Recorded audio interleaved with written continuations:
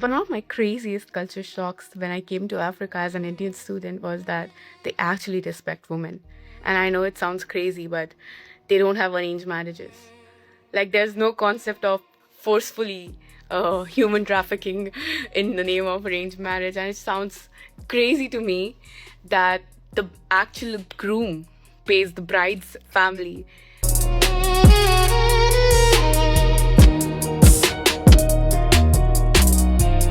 Okay, so a couple of things. Now, I've had the opportunity to go to Africa a few times. I've been to Zanzibar, Tanzania, and Nigeria. I haven't been to Ghana, but that is definitely on my bucket list. And there are a few things that I've noticed. First of all, I definitely agree with what she's saying. Like, there's certainly a respect for elders. There's certainly a respect for women that I've seen. Also, I think in general, from what I perceived, like there is a big respect for gender roles. So like if you're a feminist or a radical feminist, you might be triggered because you see, women in the kitchen. If a man even tries to go in the kitchen, they may kick him out. You see women serving men. You see men in more traditional roles, like protecting, putting themselves in line. Like men may be in taxis, but women are in taxis. Like there is still very much a strong division, I would say, of gender when it comes to certain things. Something simple, like if you're going to the airport line and there's a woman who's working there, or there's a female security guard, only women are going to be in that line. Men aren't going to the female security guard.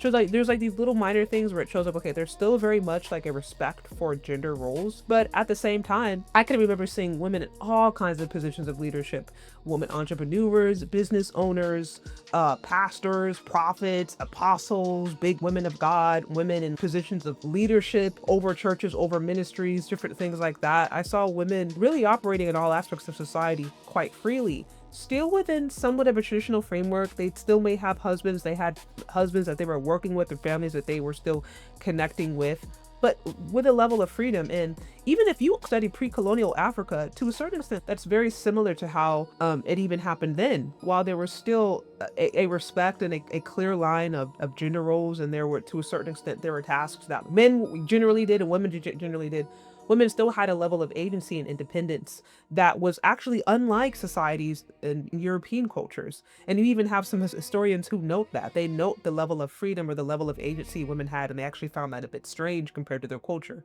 So, her coming, I don't really know a ton about Indian culture, but her coming saying that she's seeing women in these spaces and places, even ones that still might be more traditional, have their traditional practices, have their traditional language, whatever it may be, seeing women still kind of operate with a level of freedom makes sense. Now, of course, you're going to have feminists. You have feminists. Oftentimes, these feminists are women who come from Africa.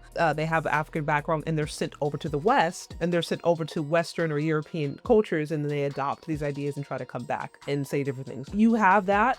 But one thing that I will say and these are things that I've actually even heard from people who are on the continent today, feminism doesn't really have the same level of dominance, or it hasn't been able to penetrate the way that it has in the West, for multiple reasons. Partially because women do still have a level of liberty and freedom that's inherently there. Secondly, because a lot of these women who are going out complaining about feminism and championing it are doing so off of the back, are doing so with their father's money, are doing so with the money that they got from their dad, from their mom, from their own legacy, from their family. Because truth be told, if you're a woman who can afford to go abroad to America, to the West, to study feminism, to study Western education, you're coming from a family that had money.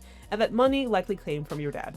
So anyways, I know I'm going on a little bit of a tangent, but I'm kind of piggybacking off of just things that I've experienced in my time there. And what she says, it definitely resonates. As a token of appreciation for raising this wonderful woman that I'm going to marry. And in India, the crew actually expect money for maintaining the daughter and taking the burden away.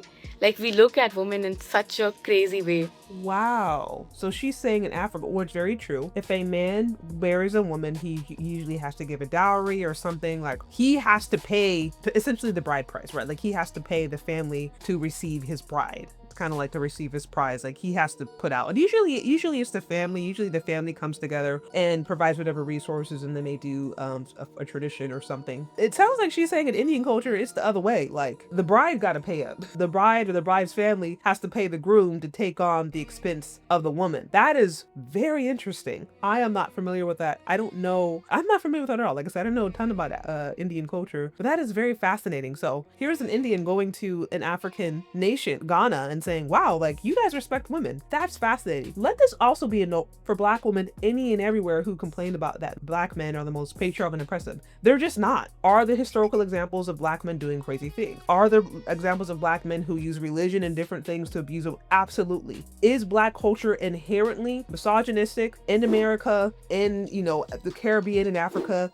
I would argue no. Or at the very least, we can argue that they are some of the least misogynistic. Yeah, if you study pre-colonial Africa and if you understand the power that women have had and how matriarchal African cultures have been, and particularly in Black America, all this talk about feminism, Black women have ran Black America. This is why they complain about the results, because they've ran Black America, but then they big mad that Black men out there in positions of leadership, you know? So it's like, I think a lot of times when you hear Black women complaining about Black men being patriarchal, it's just like, y'all are just tripping. It's just not even really a part of our culture to a certain extent. Like I feel like Black men kind of have to work hard or work overtime or ultimately take on different ideals in order to be that. This is why you have some Black men right now who are against the Pan-African space, because you have some people in the Pan-African, I'm not saying that it's all, like for example like Umar Johnson or people who claim to be Pan-African, they'll go around and just kind of like cater to women. Like they won't really criticize women like that. Like they have all this smoke for Black men, but when it comes to women, they kind of tiptoe around. So you actually have some Black men who were like actively kind of go against embracing Black African culture or embracing just Black things, because I feel like Black culture is